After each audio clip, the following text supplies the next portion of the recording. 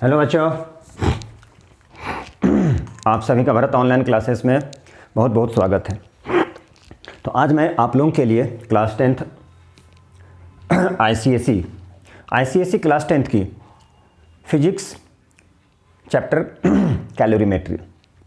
Calorimetry का first part, अब वो भी क्या, न्यूमेरिकल्स। तो आज हम लोग क्या करने वाले हैं, न्यूमेरिकल्स प्रॉब्लम करने वाले हैं कैलोरीमेट्री फर्स्ट पार्ट की। तो चलिए स्टार्ट करते हैं हम लोग। आप लोग कॉपी पेन ले लीजिए और इन तक बने रहिए, कंटिन्यू देखिए, तभी अच्छे से समझ में आएगा, कंप्लीट समझ में आएगा। आधा अधूरा कुछ होता नहीं है, इसलिए आप लोग जरूर इन तक देखें। क्वेश्चन क्या है देखिए, by imparting heat to a body its temperature rises by 50 degree centigrade, then what is the corresponding rise in temperature on Kelvin scale. तो same rise in temperature on Celsius scale and Kelvin scale is same, मतलब same rise in temperature of Kelvin scale और Celsius scale में क्या होता है, same होता है।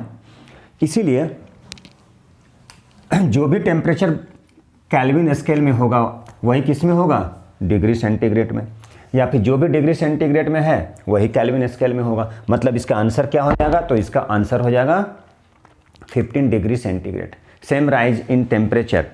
तो यहाँ पे आंसर में लिखेंगे rise in temperature on degree centigrade and Kelvin is same, मतलब डिग्री सेंटीग्रेड में जो होगा वही केल्विन में होगा। इसका मतलब आंसर कितना हो जाएगा, तो 15 के केल्विन स्केल में भी सेम आंसर, कुछ तो करना नहीं है। चलिए हम नेक्स्ट क्वेश्चन में न्यूमेरिकल प्रॉब्लम सॉल्व करने के पहले आपको बहुत सारा टर्म समझना पड़ेगा। यदि नहीं पता है, जो मेरे पुराने वीडियो नहीं देखे लास्ट 2 वीडियो, तो प्लीज़ आप लास्ट 2 वीडियो को फिर से देख लें, सारे कंसेप्ट क्लियर हो जाएगा। अब जैसे इसमें क्या है, स्पेसिफिक हीट कैपेसिटी फाइंड करना, उसका फार्मूला जानना पड़ेगा, C = Q/m × ΔT।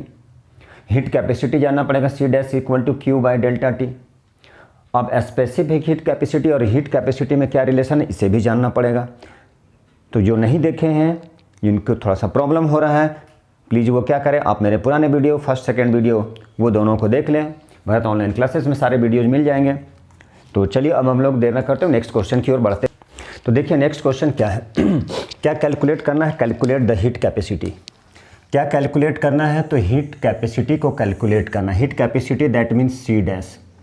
Calculate the heat capacity, किसकी heat capacity, calculate the heat capacity of a copper.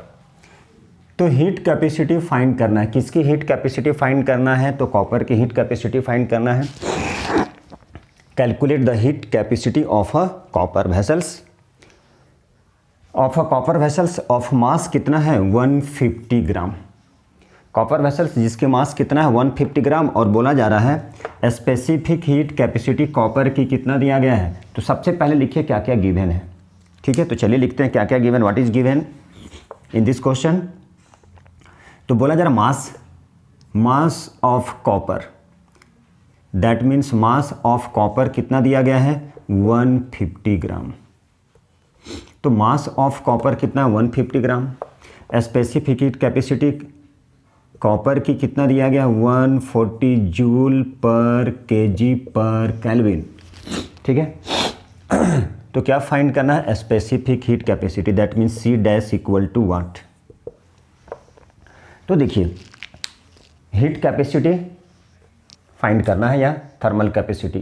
तो थर्मल कैपेसिटी का फार्मूला क्या होता है, स्पेसिफिक हीट कैपेसिटी इनटू क्या है, मास।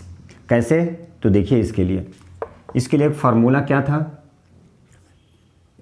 हीट कैपेसिटी इक्वल टू क्या था, ये सारा रिलेशन बताया था, equal to amount of heat energy supplied by rise in temperature, मतलब ΔT, और specific heat capacity equal to Q/m × ΔT।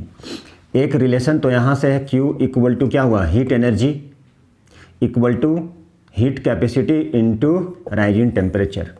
ये फार्मूले को भी याद रखिएगा। इसी से क्या है, इसका सेकेंड पार्ट हम लोग सॉल्व करेंगे, ठीक है। तो जो नहीं देखे पुराने वीडियो, जिनको प्रॉब्लम है, कृपया देख लीजिए, और मैं बार बार बोल रहा हूँ एंड तक जरूर देखें। अब देखिए तो यहाँ से एक रिलेशन, मतलब रिलेशन बना रहे, Q इक्वल टू क्या लिखेंगे, C = m × ΔT। अब जैसे ही इसकी वैल्यू को यहाँ हम लोग पुट करेंगे, पता क्या आ जाएगा, सी डैश इक्वल टू क्या आ जाएगा, सी इंटू एम। इसी फार्मूले से यहाँ सॉल्व करेंगे हम लोग। तो हीट कैपेसिटी क्या होता है, हीट कैपेसिटी इक्वल टू होता है सी इंटू एम, मतलब specific heat capacity, specific heat capacity into mass, specific heat capacity into mass. तो स्पेसिफिक हीट कैपेसिटी देखिए यहाँ किसकी स्पेसिफिक हीट कैपेसिटी दिया गया है, कॉपर की दिया गया है। तो क्या लिखें, 140 specific heat capacity of copper 140 joule by KG by kelvin into mass कितना दिया गया है। तो मास हमारे पास है, कॉपर की मास कितना है 150, देखिए क्या दिया है 150 ग्राम दिया गया है, ठीक है 150 ग्राम दिया गया है। जबकि क्वेश्चन में क्या है, ध्यान से देखिएगा, क्वेश्चन में क्या है, तो क्वेश्चन में ग्राम है और यूनिट में क्या है, जूल पर केजी, जूल पर केजी, ठीक है जूल पर केजी पर केल्विन, और यहाँ पे मास दिया गया ग्राम में। तो क्या करना पड़ेगा, आपको उसे कन्वर्ट करना पड़ेगा केजी में। तो क्या करेंगे 140 जूल इंटू 150, ये किस में हो गया, केजी, केजी कैंसिल हो गया। अब बाकी नॉर्मली है, जैसे सिंप्लीफाई करना होता है, 1 2 कैंसिल, 1 2 कैंसिल हो गया। तो देखिए ध्यान से यहाँ पे क्या बच रहा है 14 इंटू क्या बचा 15, देखिए डिवाइडेड बाय एक 10 आ गया नीचे में। अब इसे कैंसिल कर सकते हैं, देखिए 2 7 जा 14, 2 5 जा 5 3 जा, कितना आ गया, ठीक है ये कितना आ गया, तो ये आ गया हमारा। अब इसी को सिंप्लीफाई कर लेना है। अब देखिए नहीं दिख रहा है तो फिर से करते हैं, या शायद वहाँ पे कट रहा हो तो इसको थोड़ा सा अच्छे से कर लेते हैं। चलिए इस फार्मूले को हम क्या कर रहे हैं, हटा रहे हैं। इस फार्मूले को आप याद रख लीजिएगा। तो देखिए यहाँ पे लिख रहे हैं, ये थोड़े से ऊपर लिख देता हूँ। तो देखिए यहाँ पर क्या है, इसे हम यहाँ पे लिख रहे हैं। फार्मूला क्या हो गया, हीट कैपेसिटी या thermal capacity equal to specific heat capacity into mass. तो हीट कैपेसिटी क्या है 140 जूल पर केजी पर केल्विन, और जबकि मास क्या है ग्राम में है, तो इसे यहाँ लिख रहे हैं। तो हो गया 140 इंटू 150, ठीक है ग्राम था तो केजी में कन्वर्ट करना है, 1000 से कर दिए, ठीक है। चलिए तो कितना हो गया ये 140, ठीक है कितना दिया गया है 140। अब इसको आराम से सिंप्लीफाई कर लीजिए, कुछ नहीं करना है, सब कुछ आपके पास है। कॉपर का दिया गया तो रख दीजिए 140, ठीक है कितना दिया 140, 150 ग्राम दिया है, बस सिंप्लीफाई कर लीजिए आंसर आ जाएगा 1111। कितना हो गया 14 इंटू 15 बाई 10, 5 2 जा 5 3 जा 2 7 जा, कितना आ गया 21 जूल पर KG, 21 joule per kelvin. KG यहाँ पे केजी था, ये ग्राम था, केजी में कन्वर्ट कर दिया, केजी कैंसिल हो गया, जूल पर केल्विन या जूल पर डिग्री सेंटीग्रेड। अब इसी से नेक्स्ट क्वेश्चन तो नेक्स्ट क्वेश्चन में क्या है, how much heat energy will be required to increase the temperature of the vessels in part A का कर चुके हैं हम लोग, from 25 degree centigrade to 35 degree centigrade. तो टेम्परेचर कितना राइज का 25 से 35, मतलब डेल्टा टी कितना आ गया, दोनों को माइनस कर दिए, कितना आ गया, ये आ गया 10 डिग्री सेंटीग्रेड, मतलब 10 डिग्री केल्विन। सेम राइज इन सेल्सियस स्केल और केल्विन स्केल में सेम होता है, तो 10 डिग्री सेंटीग्रेड है तो 10 डिग्री केल्विन भी लिख सकते हैं। पर हाउ मच हीट एनर्जी निकाला, हाउ मच हीट एनर्जी मतलब क्यू फाइंड करना, हाउ मच हीट एनर्जी। उस क्वेश्चन में पार्ट 1 में हम लोग निकाल चुके थे, क्या निकाल चुके थे, तो पार्ट 1 में निकाले थे हम लोग थर्मल कैपेसिटी निकाल चुके थे पार्ट 1 में, ठीक है क्वेश्चन में था पार्ट 1 में। तो बोला जा रहा था हाउ मच हीट एनर्जी मतलब Q required to increase the temperature of the vessels in part A 25 degree to 35 degree. तो ये क्या होता है, हीट कैपेसिटी निकाल चुके हैं इनटू डेल्टा टी। तो हीट कैपेसिटी निकाल चुके थे पार्ट ए में, ठीक है उसी क्वेश्चन का ये इंक्लूडेड है। तो ये क्या हो जाएगा, heat capacity into delta T. Heat capacity शायद जहाँ तक याद है 21 आया था, ये 21 जूल पर केल्विन, और ये हो गया 10 केल्विन, तो 210 जूल, 210 जूल। सेम राइज इन सेल्सियस स्केल, ठीक है, same rise in the temperature on Celsius scale and Kelvin scale, दोनों सेम होता है। तो 10 डिग्री सेंटीग्रेड है, तो इसे हम लोग क्या लिख सकते हैं, इसे लिख सकते हैं 10 के। यहाँ पे वैल्यू पुट कर लिए। हीट एनर्जी क्या होता है, इसका सारा रिलेशन बता चुके हैं पिछला टॉपिक में।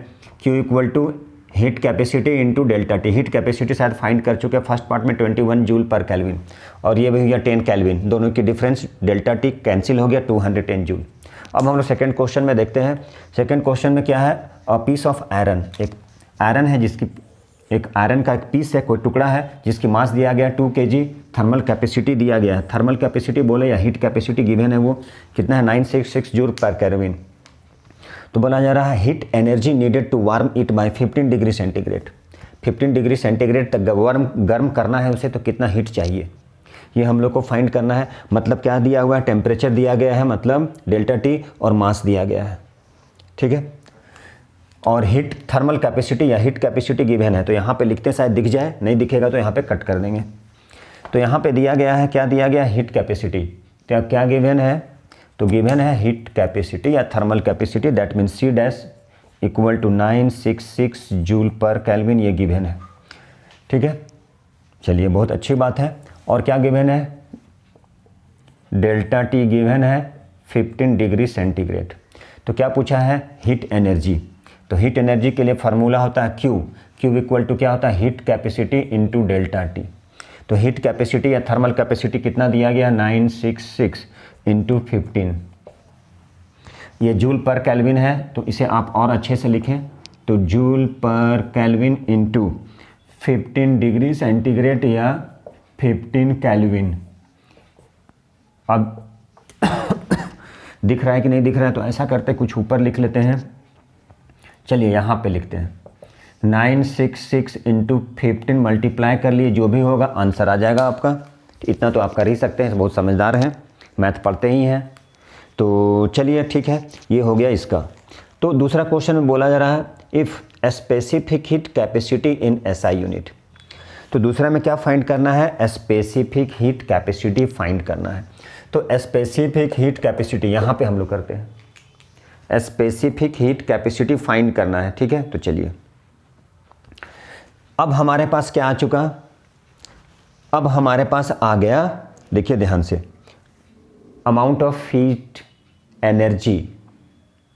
अमाउंट ऑफ हीट एनर्जी, कितना अमाउंट ऑफ हीट एनर्जी वो हम लोग फाइंड कर चुके, दैट मीन्स Q फाइंड कर चुके। Q फाइंड कर चुके, तो आप डायरेक्ट भी कर सकते हैं स्पेसिफिक हीट कैपेसिटी फाइंड करना। सेकेंड क्वेश्चन में तो direct Q by M into delta T कर सकते हैं। जब उतना नहीं करना है तो चूंकि हमें पता है स्पेसिफिक हीट कैपेसिटी का रिलेशन होता है C dash equal to C by M, उससे भी बना सकते हैं डायरेक्ट, चूँकि हमारे पास मास भी दिया गया। देखिए जैसे बनाना है वैसे बना सकते हैं। तो चलिए हम यहाँ पे सॉल्व करते हैं। तो देखिए यहाँ पे सारा एक एक क्वेश्चन मैं सॉल्व करवाऊंगा। तो अब सेकेंड क्वेश्चन में है स्पेसिफिक हीट कैपेसिटी, इसी की सेकेंड क्वेश्चन। तो स्पेसिफिक हीट कैपेसिटी क्या होता है, C equal to C dash by M। मान लीजिए आपको ये नहीं आता है तो डायरेक्ट कर सकते हैं Q by M into delta T, इससे भी बना सकते हैं। तो Q हमारे पास कितना आ गया, तो Q जितना आया है यहाँ पे, तो इसको भी लिख सकते हैं Q इक्वल टू कितना है 966 इंटू 15, ठीक भाई। M मास कितना है, तो देखिए ध्यान से, मास कितना है 2, डेल्टा टी कितना था 15। चलिए ऐसे भी बना सकते हैं, ठीक है। और यही चीज़ देखिए यहाँ से रिलेशन कट गया, 2 से कितना आ गया, ध्यान से देखिए, इसे हम यहाँ से इस पेन से करते हैं। 2 4 जा 8, 2 8 जा 16, 2 3 जा 4 8 3, ठीक है। क्या आ जाएगा, जूल पर केजी पर केल्विन। अब इस फार्मूले से करते हैं शॉर्टकट। हीट कैपेसिटी कितना दिया गया 966 जूल पर केल्विन। मास कितना दिया गया है 2 दिया गया है, यहाँ पे 2 kg। 2 से कैंसिल कर दिए, 2 4 जा 8, 2 8 जा 2 3 जा, कितना आ गया 483 जूल पर केल्विन। अब देखिए दोनों आंसर सेम हो गया, इसलिए दोनों मेथड से बना सकते हैं, जैसे बनाना है आप वैसे बना सकते हैं। चलिए amount of heat energy, amount of heat energy calculate, heat energy that means Q। तो क्या करना है, कैलकुलेट करना है। किसे कैलकुलेट करना है, calculate the amount of heat energy required to raise the temperature of 100 gram of copper from 20 to 30 degree centigrade, और ये जूल पर केजी पर केल्विन और ये ग्राम में है। इसका मतलब इसे हमें केजी में कन्वर्ट करना है। तो Q equal to MC delta T, जैसा कि हमें पता है अमाउंट ऑफ हीट एनर्जी की फार्मूला होता है MC डेल्टा T। तो ध्यान से देखिए मास कितना है, मास है 100 ग्राम, ठीक है। C कितना है 390 जूल पर केजी पर केल्विन, इनटू डेल्टा T कितना है, दोनों को माइनस कर लीजिए, यहाँ से कितना आ जाएगा, और ये आ जाएगा 50 डिग्री। ये कभी भी निगेटिव नहीं होता है, याद रखना है। तो यहाँ पे क्या लेंगे, यहाँ पे 50 लेंगे। 50 क्या, 50 डिग्री सेंटीग्रेड। तो यहाँ पे 50 degree centigrade equal to 50 kelvin लिखते हैं। तो यहाँ पे K लिख दिए। क्यों लिखते हैं इसके बारे में बता चुके, सेम राइज इन टेम्परेचर, ठीक है, on Celsius and Kelvin scale, both क्या होता है, सेम होता है। इसके पीछे रीजन भी है। तो अब ये K कैंसिल हो गया, ठीक है। अब देखिए, अब यहाँ पे क्या है, ये ग्राम है, तो इसे हम लोग कर लिए केजी में, इंटू 390 बाई केजी इंटू 50 यहाँ पे जूल। अब ये केजी और केजी भी क्या हो गया, कैंसिल हो गया। बहुत बढ़िया, एक जीरो से एक जीरो कट गया, ये जूल है, ये जूल है। एक जीरो से एक जीरो कट गया, एक जीरो से एक जीरो कट गया, ठीक है। कितना बचा, ये बचा 10 बच गया। चलिए 10 लिखें, इंटू 39, 10 39 और 5, ये किस में आ जाएगा, हमारा आंसर जूल में आ जाएगा। अब इसे मल्टीप्लाई कर लीजिए, मल्टीप्लाई तो कर ही सकते हैं, आंसर कुछ तो नहीं है बस। चलिए अब नेक्स्ट क्वेश्चन, ये तो कर लीजिएगा 5, ठीक है। ये अरे भैया इतना तो मल्टीप्लाई कर लीजिएगा, 390 इंटू 5। अब 9 5 जा, अब हम ही कर देंगे, 9 5 जा 45, 5 4, 5 3 जा 15, 4 19 0 जूल। बस कुछ नहीं करना है, हो गया ख़त्म। फार्मूला याद रखिएगा, थोड़ा सा कंसेप्ट याद रखिए, कुछ नहीं, एकदम सिंपल होता है। सब बोलता है कैलोरीमेट्री बहुत टफ होता है, ऐसा कुछ नहीं है। हम सारा एक क्वेश्चन कराएंगे, कंसेप्ट कराते जाएंगे, सेकेंड पार्ट सारा कराएंगे। तो अब देखिए 1300 joule of heat energy, that means इतना joule of heat energy, that means Q हमारे पास गिवन है।